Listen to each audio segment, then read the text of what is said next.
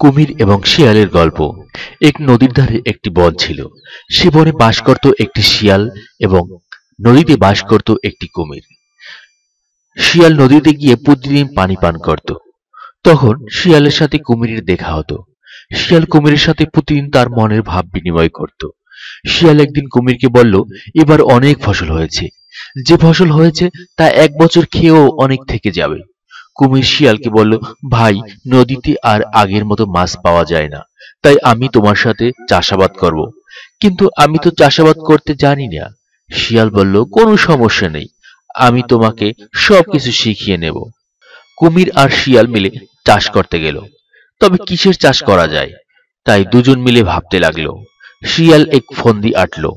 সে কুমিরকে জিজ্ঞেস করলো, গাছের কোন অংশটা তুমি নেবে? কুমির শিয়ালকে ঠকানোর জন্য মনে মনে ভাবলো, গাছের ফল ধরে উপরের অংশে, তাই আমি উপরের অংশে নেব। কুমির বলল, গাছের আগার দিকটা আমি নেব আর গোড়ার দিকটা তুমি নেবে। ইহা শুনে শিয়াল হেসে বলল, আচ্ছা তাই হবে।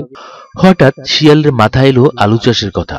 আলু হয় মাটির নিচে এবং গাছ থাকে মাটির উপরে, তা দিয়ে কোনো কাজ হয় না। এটা বোকা কুমির জানতোই না। এরপর যখন আলু হলো, কুমির তখন সব গাছের আগা কেটে বাড়িতে নিয়ে এলো। এনে দেখলো তাতে একটি আলুও নেই।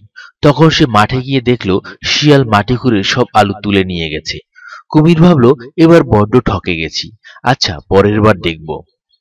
এবার কুমির মনে মনে ভাবছে, আর কিছুতেই ঠকা যাবে না।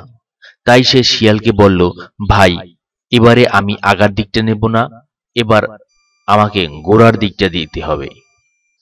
শিয়াল শুনে বলল, আচ্ছা তাই হবে। তারপর শিয়ালের মাথায় এলো ধান চাষের কথা। যখন ধান হলো, শিয়াল ধান সহ গাছের আগা কেটে নিয়ে গেল। কুমির তো এবারে ভারী খুশি। সে মনে মনে ভাবছে আর হাসছে যে মাটি খুঁড়ে সব ধান তুলে নেবে। কিন্তু মাটি খুঁড়ে দেখে সেখানে কিছুই নেই।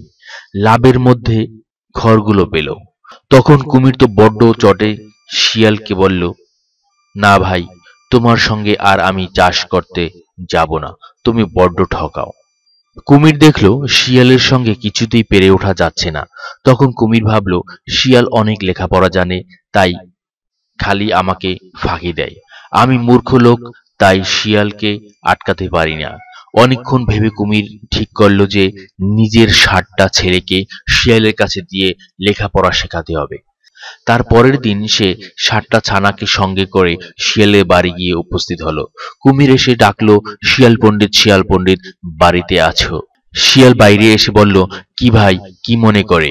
কুমির বলল, ভাই, এই আমার ছেলে 60টাকে তোমার কাছে এনেছি, মূর্খ হলে কিছু করে খেতে পারবে না। ভাই, তুমি যদি এদের একটু লেখাপড়া শিখিয়ে দাও। শিয়াল বলল, সে আর বলতে, আমি 7 দিনে 60টাকে পড়িয়ে পণ্ডিত করে দেব। শুনে কুমির তো খুবই খুশি হয়ে ছানাগুলোকে রেখে গেল। তখন শিয়াল তাদের একটাকে আড়ালে নিয়ে বলল, পড়ো তো বাবু, গানা খানা ঘানা ঘানা, কেমন লাগে কুমির ছানা। এই কথা বলে ঘাড় ভেঙে খেয়ে ফেললো। পরদিন যখন কুমির তার ছানা দেখতে এলো, তখন শিয়াল তাদের এক একটি করে গর্তের বাইরে এনে দেখাতে লাগলো। 6টিকে 6বার দেখালো, শেষেরটা দেখালো 2বার। বোকা কুমির তা বুঝতে না পেরে ভাবলো 60টাই দেখা হয়েছে। তখন সে চলে গেল।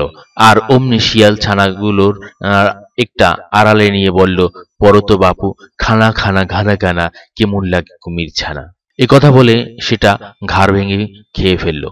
পরদিন কুমির তো ছানা দেখতে এলো। শিয়াল এক একটি করে গর্তের বাইরে এনে 5টাকে 5বার দেখালো, শেষেরটিকে দেখালো 3বার। তাতেই কুমির খুব খুশি হয়ে গেল।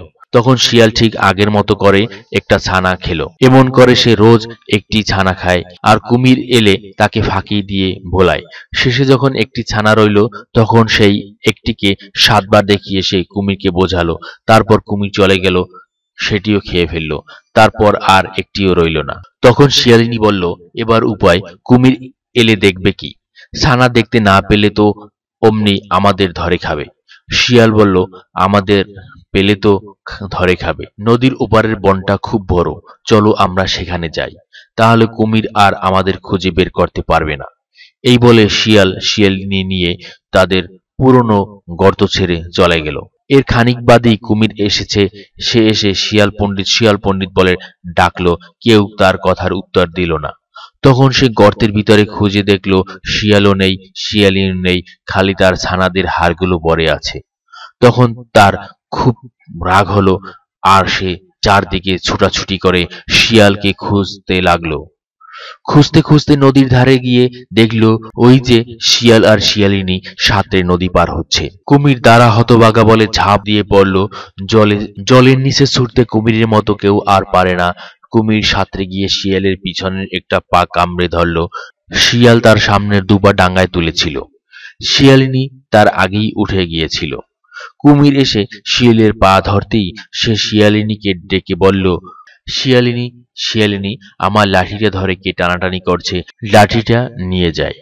একথা শুনে কুমির ভাবলো, পা ধরতে গিয়ে লাঠি ধরে ফেলেছি, দ্রুত লাঠি ছেড়ে পা ধরি। এই ভেবে যেই সে শিয়ালের পা ছেড়ে দিল, অমনি শিয়াল এক লাফে ডাঙায় উঠে গিয়েছে। উঠেই ভূগড়ে দে ছুট। তারপর বনের ভিতরে ঢুকে পড়ল। এখন আর কার সাধ্য তাকে ধরে।